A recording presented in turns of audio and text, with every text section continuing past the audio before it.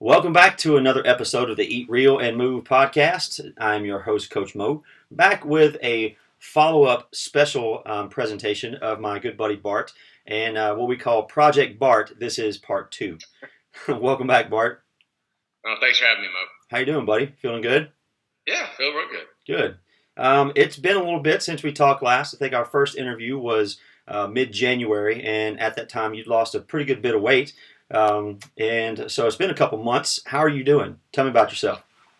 I feel great. I've lost a little over 20 pounds now total from the time that we started, which was pretty interesting because I started right at the end of the holiday season.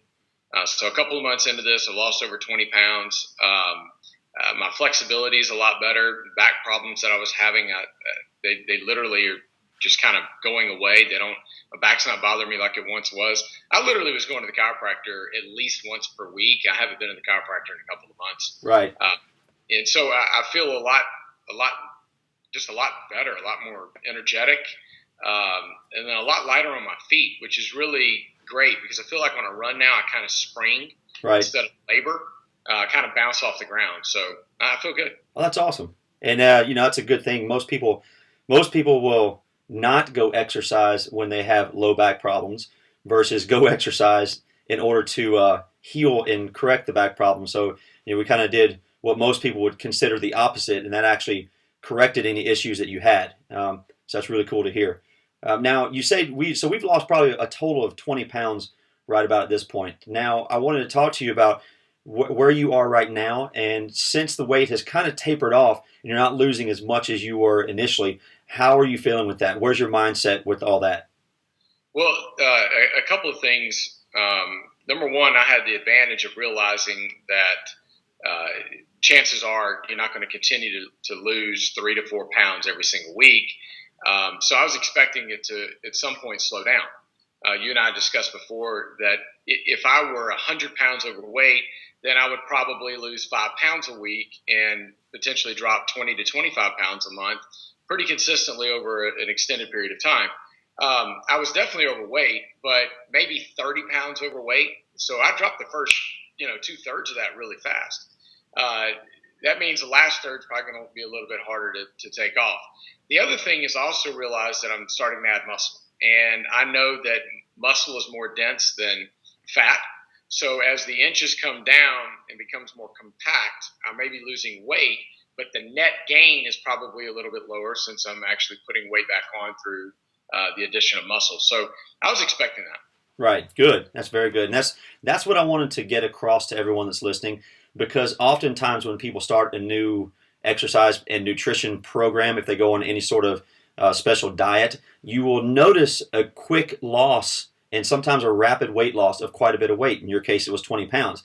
But what happens, what I've seen over the years in this business, is that once people's weight starts to regulate and kind of level off, then they get discouraged. They think, well, this isn't working for me anymore. I must be doing something wrong. Then they just they get discouraged. They go off the wagon, so to speak, and they start, reaching for pizza and chips and ho-hos and Twinkies and all that stuff. So, but you made a great point. I don't want you to get discouraged when you stop losing as much weight, because you will. And like you said, we've been doing resistance training, and as you've gotten fitter, we've added more resistance training. We've gone from doing body weight exercises to adding medium to moderate weight, and now we're going heavier weight. So yes, you are building more muscle, so therefore your weight is going to, like we said, level off. But what you're going to notice, and you are noticing, and this is for everyone out there, what you're going to notice is you're going to continue to lose body fat, and you're going to continue to lose inches.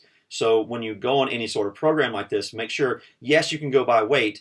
That's a good benchmark, but a better benchmark is if you're doing body fat percentage measurements and also circumference measurements. So, we've done that where you measure around your shoulders, around your chest, around your belly, around your hips or your butt, and then around your thighs, where you're going to lose the most inches in the program. So that's really cool, man.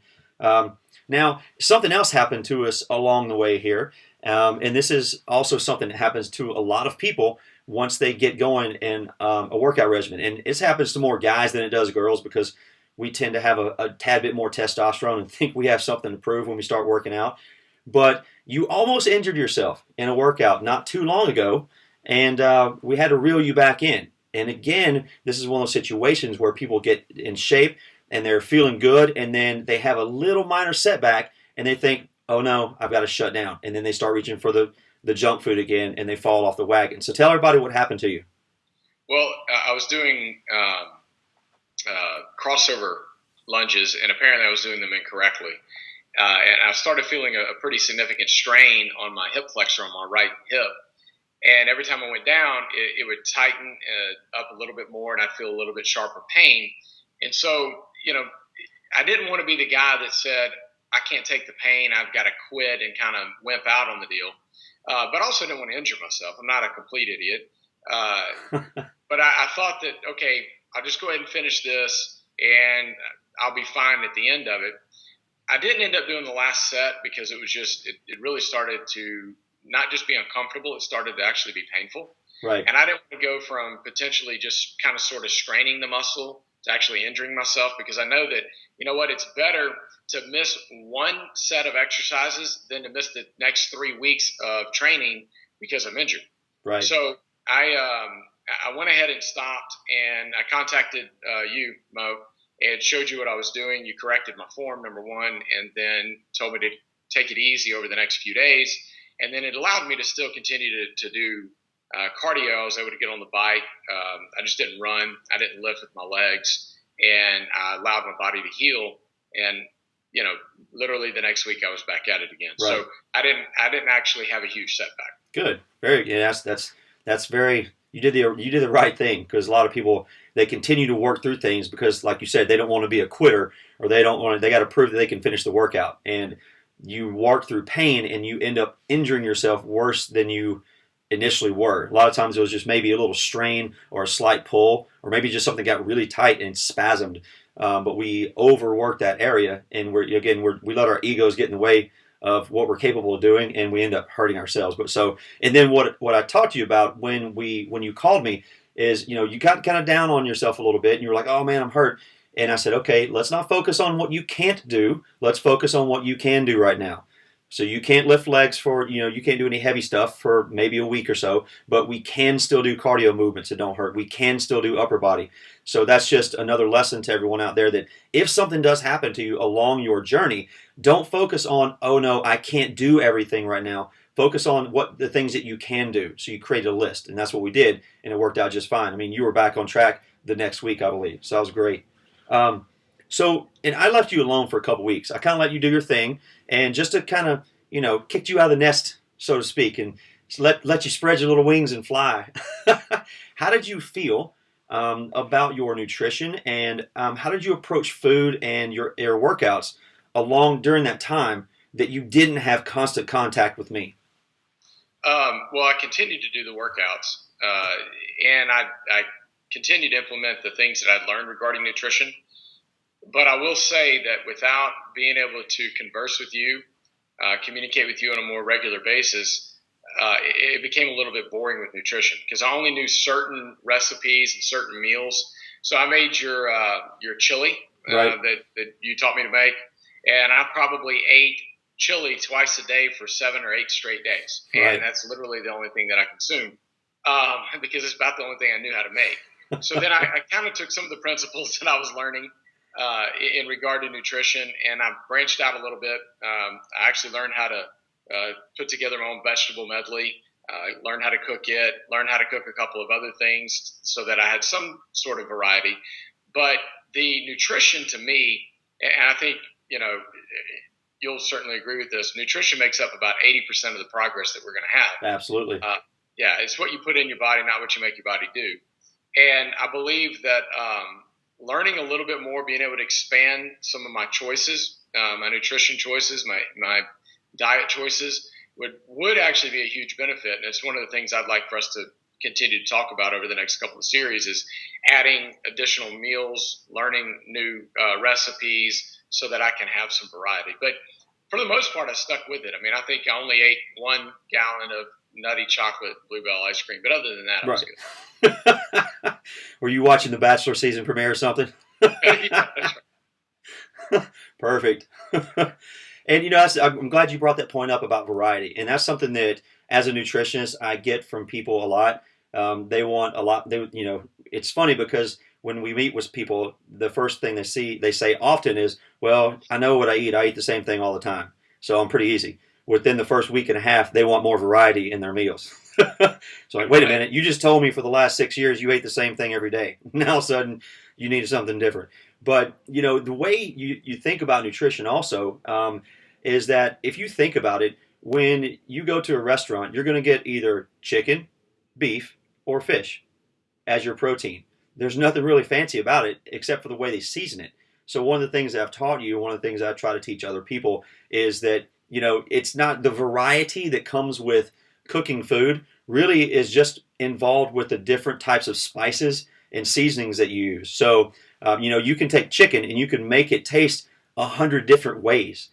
Just based again on the type of seasonings that you use, and that's kind of the fun part where you're learning now that you experiment with stuff. I can't tell you the amount of times that I've made a recipe and I thought, oh, this is going to be great, and I did an experiment with it and it didn't taste that good. But I learned and I didn't make that one again. I made something else, and that's just part of the process. But you've done great, and I've seen some of the things that you've posted, some of the pictures that you've posted of your recipes that you've made, and it's impressive. And I like watching it because you're learning. It's like the saying goes, I can give you a fish or I can teach you how to fish. So this is what I'm trying to do. I'm trying to teach you how to fish. So I'm giving you the tools that you need in order to be successful for yourself later down the road and for your kids as well. And the kids are getting more involved with you also, right? Yeah, it was kind of interesting.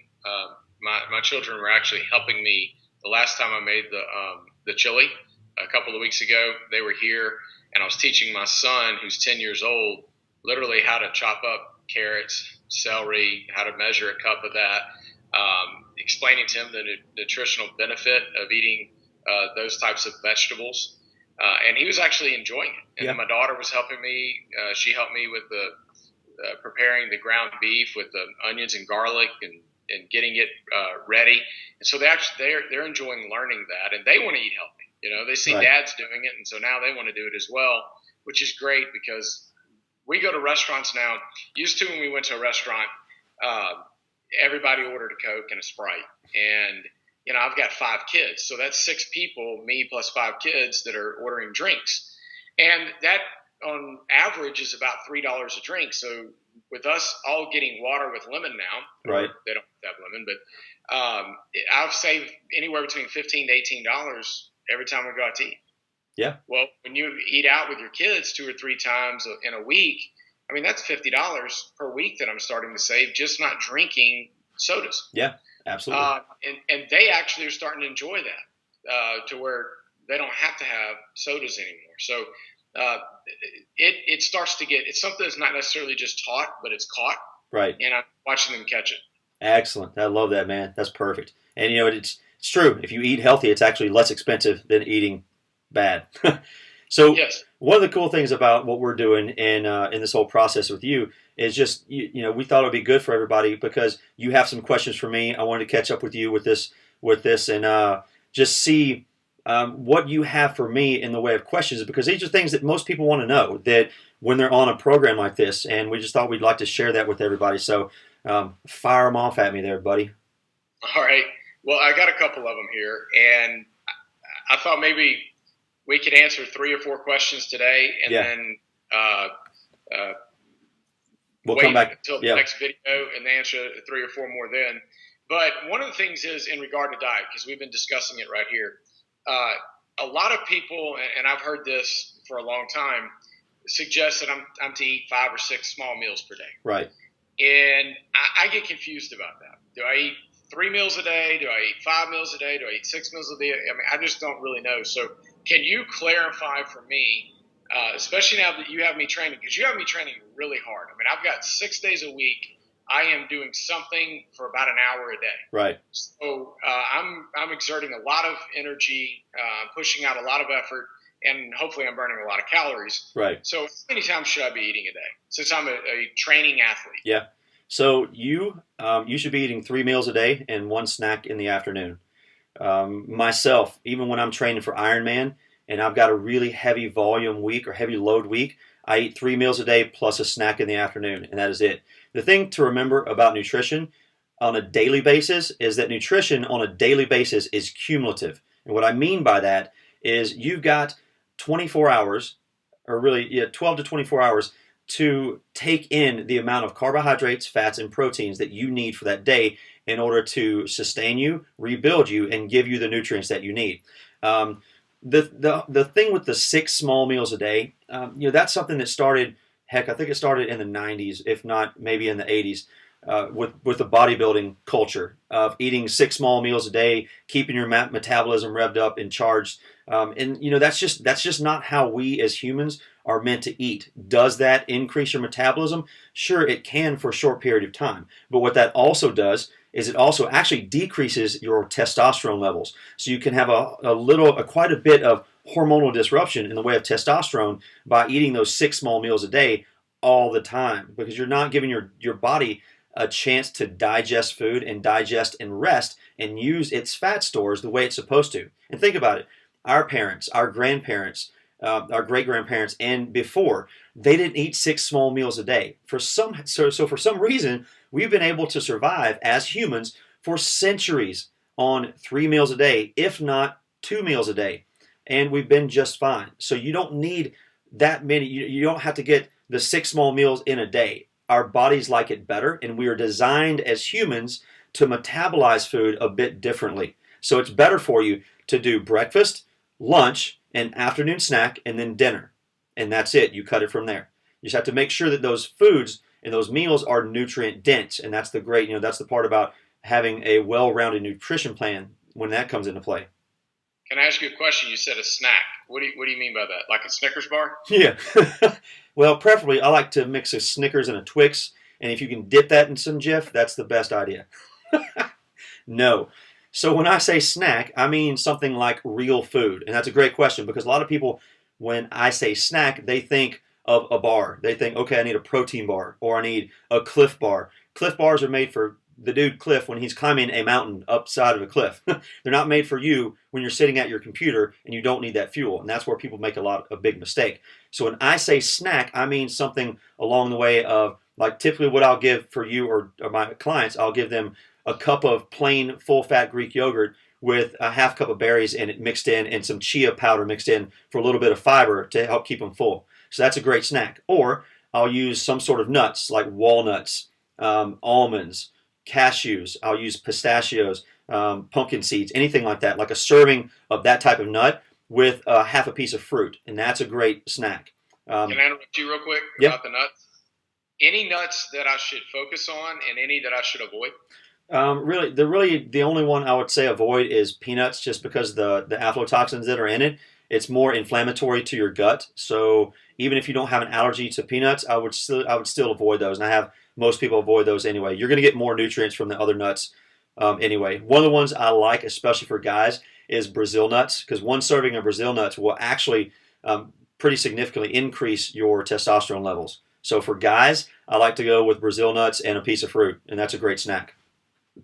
So you say, like, how many nuts? For Brazil nuts, it's usually like 5 to 6.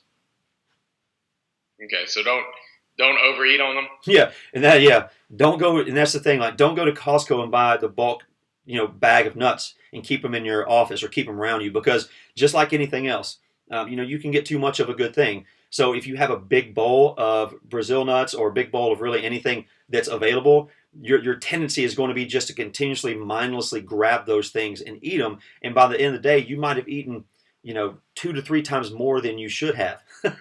And you'll know if you eat too many Brazil nuts, because you will be visiting the bathroom real quick. Is it okay to get the ones that are salted? Yeah, you can get those. That's fine. There's nothing wrong with that. But I think the bigger lesson here is just make sure that especially if you're going to bring them to the office or you're going to have them as a snack, put them in separate containers. Put them in snack-sized containers. Put them in those snack-sized Ziploc bags. That way this is what I'm going to eat and this is my portion. And you don't have the other ones around you. All right. We got time for one more question, you think? Let's go one more. Okay. You're not a fan of traditional protein shakes. Right. What's a good – because I remember before I talked to you about I wanted to drink a Mileplex shake or something, and you went, nah, Bart, if you don't have anything else, maybe. But I'd rather you not. So what is a good substitute for that? Right. The reason that I don't like traditional protein shakes is really not because of the shake, but more because of the quality of the protein powder that most people use. Almost all of the traditional and popular commercial whey proteins out there, they're really kind of crap. They're full of fillers. They're full of additives. They come from cows that aren't pasture and grass fed, that are pumped full of hormones and antibiotics. And there's a huge difference between the quality of the protein that you get from those typical types of protein powders and something that's from a grass-fed cow. So that's the major difference. Like the ones that I recommend that people use, there's one called SFH Fuel. That's a great protein that comes from a grass-fed cow. There's one called Reserve Age Organics, which is another great one. There's several ones that are out there that you can use. So in that sense, that's what I mean by I don't like traditional shakes. Just because, again, and a lot of them are either sweetened with aspartame or Splenda or some other artificial sweetener that's just going to, it's a really big hormonal disruptor, and it's actually very damaging to your nervous system. So the quality of those products just aren't very good. But if you're going to do a protein shake, use one of those types of protein powders, like a good sourced protein from a grass-fed cow, like the ones I mentioned. When you also make that shake, make it with some greens, because we need to be more alkaline. We all need to get more greens. So when you make your shake, I want you to use a scoop of protein powder and then get like 2 handfuls of either spinach or arugula or baby kale, or mix it all in there together. You do 1 handful of each. You're really not going to get too much. So that's how I'd rather you do that. You do that, and I would put like a half an avocado or a tablespoon or 2 of almond butter in there and mix it with some almond milk and maybe half a piece of fruit. And that's a better option. That's what I mean by I don't want you doing the traditional protein shakes, because when you have, again, I'm not going to mention any names of companies, but a lot of them out there, some of the popular ones, and even some of the ones that you mentioned and other people know of, I've taken those before and I used to use those. And once I stopped taking them and cleaned up my nutrition plan, once I started using those products again, I would instantly, literally within 5 minutes, get bloated to the point where I felt like I was 8 months pregnant and super gassy. Like you didn't want to be around me for a minute once I finished consuming those types of protein powders. And that's just the type of inflammation that I was subjected to. And that's what I've seen with a lot of people. So it's really about the quality of the protein that you're using. All right. So, well, I think those are good questions. Yeah. There's some more, and the next time we do a video in a couple of weeks, we're going to get into how much fat and weight should be my goal for loss per week or per month at this point now that things have slowed down. Right. How long does it take before I start physically being able to see a difference in the way in which my body is contoured, when I start to see the muscle growth, not just feel it, but actually be able to see it. And then we're going to actually get into some of the strength training questions, because traditional bodybuilding, which is what I knew, and I think most people have known for years, teaches you to do one body part. Monday is chest day, Tuesday is back, Wednesday is legs, Thursday is shoulders. Right. And I think we're going to get into some of that as to why, instead of isolating one muscle group, you have me every time I'm doing strength training, I'm doing compound movements, and right. I'm basically doing full body workout every time. So I look forward to getting those answers and learning why that versus the other, and just asking the practical questions that a lot of people probably would like to know. Yeah, absolutely. That sounds great, man. Well, I've had a good time today. Thanks for coming on the call, my brother. Proud of you. You're doing great so far. We're going to keep this train rolling and continue on the healthy process. And we've got the kids. I've got a little surprise for you. I think I told you yesterday. I've got another surprise obstacle race I want you guys to do soon. So we're about to make a good turn for the whole family. So get ready for it. I'm excited. I guess we'll talk about that in 2 weeks too. Yes, we will. I'm really not giving you an option here. You're being pressured. The whole world is watching. All right, buddy. Well, everybody, that's going to be it for this episode of the Eat Real and Move podcast. If you have any questions or comments, or you want to leave any words of encouragement for Bart, leave a comment below, or you can email me any of your questions that you might want to know from Bart in the next episode. Email me at mo@eatrealandmove.com. All right? So until next time, have a great day, everybody. Go eat some healthy food. Don't forget to move, and we'll catch you next time. Thanks, Mo. See you, buddy.